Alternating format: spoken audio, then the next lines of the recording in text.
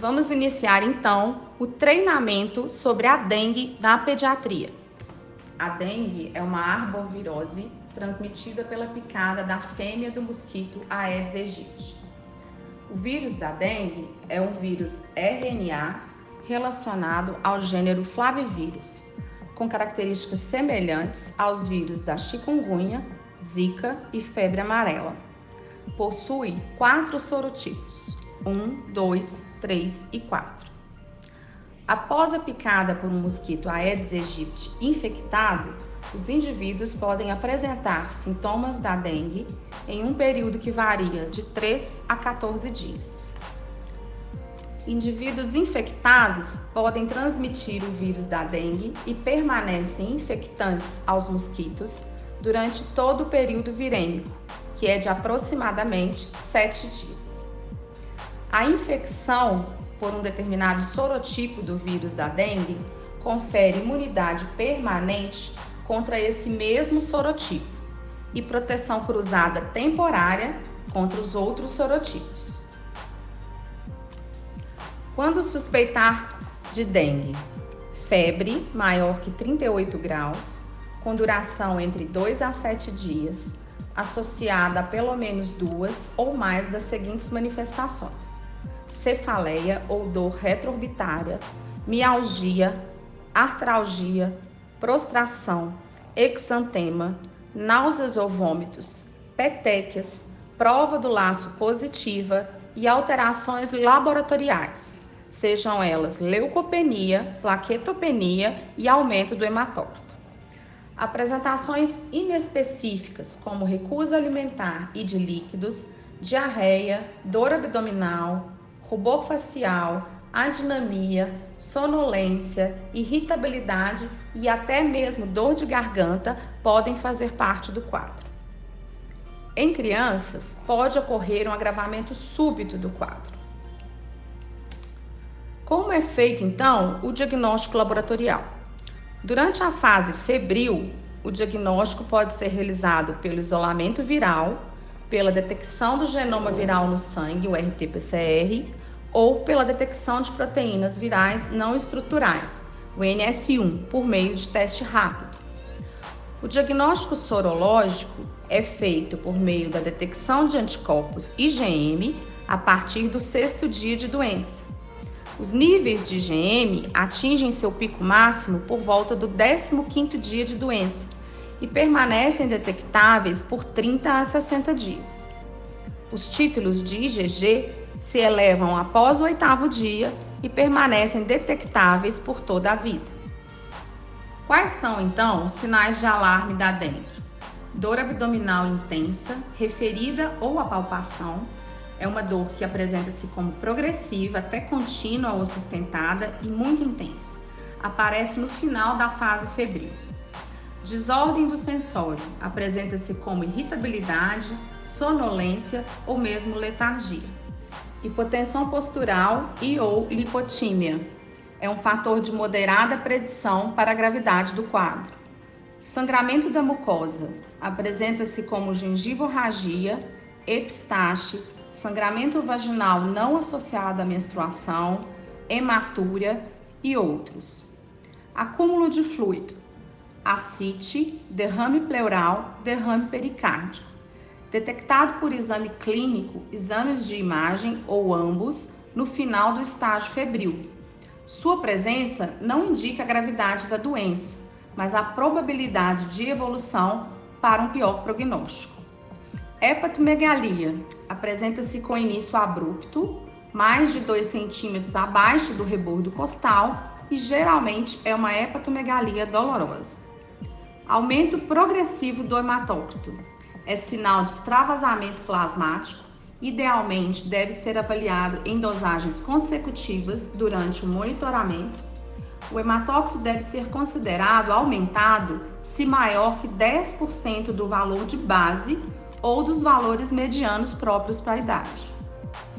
Vômitos persistentes. É considerado como sinal de alerta quando ocorrem 3 ou mais episódios em 1 hora ou 4 episódios em 6 horas.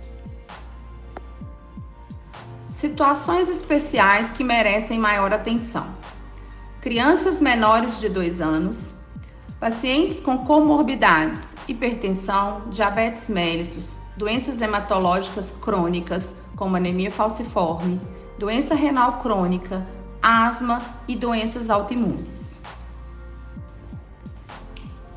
Prova do laço. Por muito tempo, a prova do laço vem sendo recomendada no estadiamento da dengue.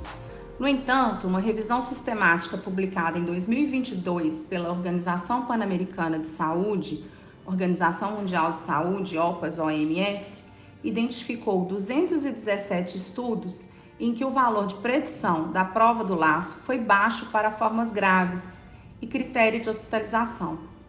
Para essas circunstâncias, sua realização pode trazer discordância na condução dos casos.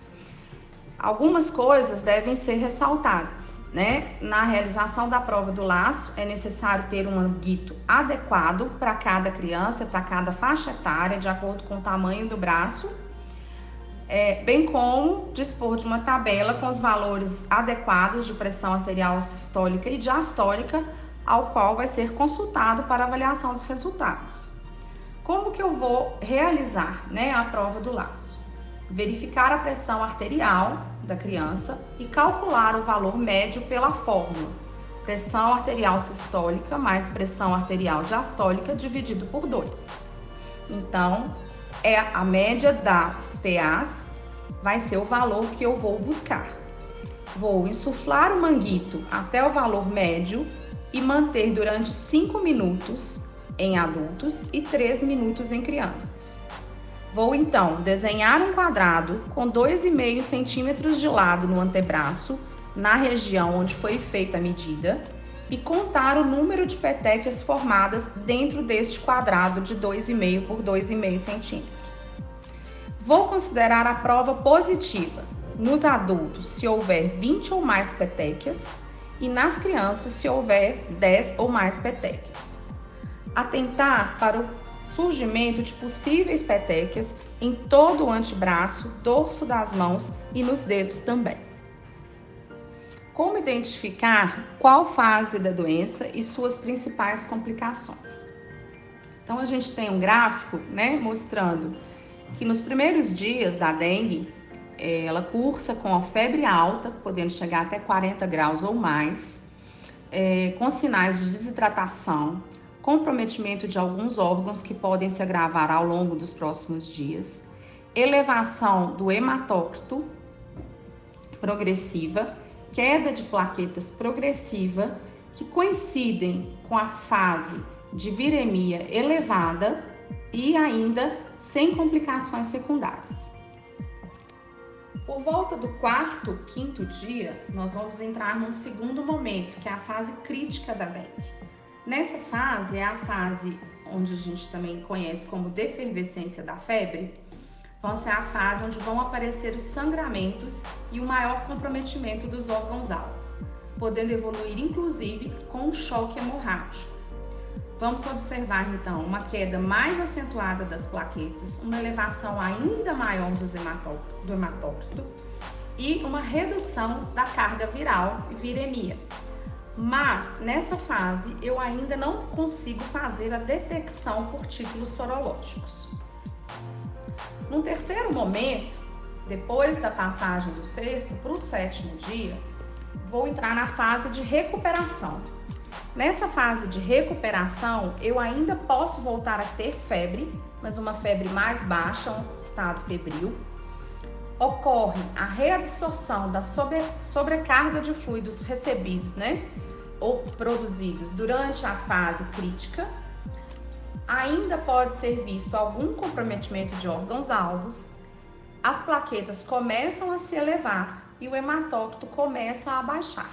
Nessa fase, a viremia começa a desaparecer e os títulos sorológicos começam a subir. Como conduzir, então, um caso suspeito de dengue? Em caso suspeito, em que há relato de febre, usualmente de 2 até 7 dias, mais 2 sintomas já relatados, né? Pelo menos cefaleia, dor retroorbitária, exantema, petequias, mialgia, artralgia, náuseas ou vômitos, leucopenia e prova do laço positiva. E para o público pediátrico, eu vou considerar ainda febre sem sinais localizatórios ou mesmo a ausência de febre em crianças menores lactentes jovens. Uma vez suspeitado do caso de dengue, eu preciso fazer a notificação, porque todo caso suspeito deve ser notificado. A notificação deve ser feita em ficha própria em 3 vias. A primeira via, a original, é encaminhada para o NUV do setor de epidemiologia do hospital. No caso das UPAs, deve ser enviada via malote para o distrito. A segunda via deve ser encaminhada para o laboratório junto ao pedido de exame. E a terceira via deve ser anexada ao prontuário do paciente. Quando eu encontro esses sintomas e suspeito de dengue, eu tenho que pensar ainda nos diagnósticos diferenciais: chikungunya, zika, febre amarela, influenza, febre maculosa e leptospirose. Ou, neste momento epidemiológico, ainda pensar que estamos cursando com outras viroses ao mesmo tempo. Estratificar, então, o risco de gravidade da dengue nos grupos A, B, C ou D. Iniciar a hidratação dos pacientes suspeitos de imediato, de acordo com a classificação, enquanto aguardam exames laboratoriais. Hidratação oral para os pacientes do grupo A e B e hidratação venosa para os pacientes do grupo C e D. A realização de coleta de exames apenas será possível após o preenchimento adequado da ficha de notificação. Uma vez coletado, deve ser encaminhado para análise e depois esse resultado será utilizado em determinado segundo momento para a reclassificação do paciente. Manifestações, então, por grupos. No grupo A, nós vamos ter prova do laço negativa, ausência de petequias e ausência de situações de risco, ausência de sinais de alarme ou sinais de choque ou gravidade. No grupo B, nós vamos ter prova do laço positiva ou a presença de petequias ou situação de risco, por exemplo, crianças menores de 2 anos. Não vamos observar ainda sinais de alarme ou sinais de choque ou sinais de gravidade. No grupo C, podemos ter ou não a prova do laço positiva, com a presença ou não de petequias, mas vamos observar a presença de sinais de alarme e ainda não vamos observar sinais de choque ou sinais de gravidade. A gente vai encontrar os sinais de choque ou gravidade na classificação D. Então, no grupo D, nós podemos ou não ter a prova do laço positiva, podemos ou não ter sinais de alarme, mas necessariamente precisamos ter sinais de choque ou sinais de gravidade.